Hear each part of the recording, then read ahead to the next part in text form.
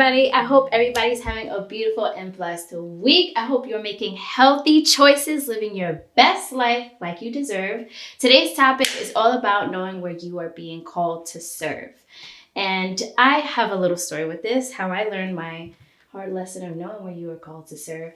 So my church and a few other churches got together and we participated in Hope Day. I know they do it throughout the whole tri-state area, and it's like a big thing where they go into the heart of the hood and they give clothing, they give groceries, they give literature, they give shoes, they have bouncy houses, face painting, like they have just so many resources there, so many great things to give out to people that are in need. And I was excited to go, and of course I asked my best friend, "Hey best friend, are you going to Hope Day?" And she said yes. And she's an artist. So immediately the church was like, "Great, you can do face painting." And she assumed that I could do face painting. So I, not so proudly, made a lot of kids unhappy that day. And so this is my story. And I'm like, all right, let's do face painting. And some little girl, Caitlin, comes and she's like, "Could you draw a heart on my face and some lines?" And I go, "No problem, Caitlin. I've drawn many hearts in my notebooks in my day." She's like, all right. So I paint her face and I show her the mirror. "All right, what do you think, Caitlin?" And she just looks at me, shaking her head. I'm like, "How can I make this better for you?" So she kind of just points at it. "Why does it look this way?" But I didn't take it personal because I knew I wasn't meant to be there. I wasn't meant to paint faces. It's not my thing. So after 2 or 3 kids being disappointed and their parents being a little upset, and there's a camera that goes around and all this pressure, and I was like, oh man, this really isn't for me. Let me get out of here. So of course, I do what any good person would do. I said I was going to the bathroom and I just walked away.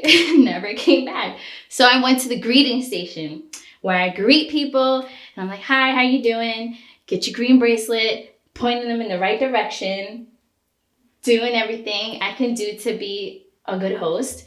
And I did great there. And people were very receptive and they appreciated everything I brought to that part of Hope Day.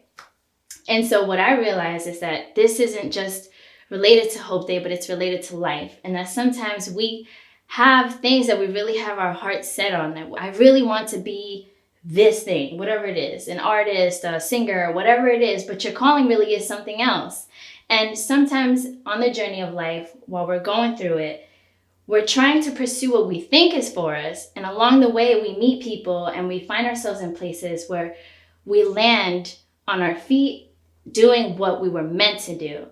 And it's a part of us learning ourselves, learning what we're meant to do, and really expanding our horizons. And I think that we need to learn to be humble, because your ego will tell you no, but you had your heart set on this.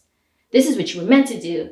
Look, all these people that you told you were going to do this. This is what you were going to be successful in. But really, God is pointing you to do this. And this is where you really make an impact. But your ego won't let you. And today's message is all about being humble, knowing that you are meant to serve somewhere. And sometimes it's okay to not have it all figured out. It's okay to say to yourself, dang, I'm not meant to serve here. I serve greatly here. This is where I impact lives. This is where I make a difference. This is where I change the world.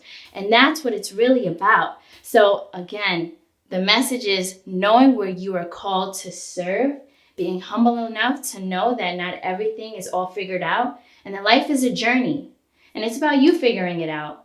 So with that being said, don't forget to make great and healthy choices.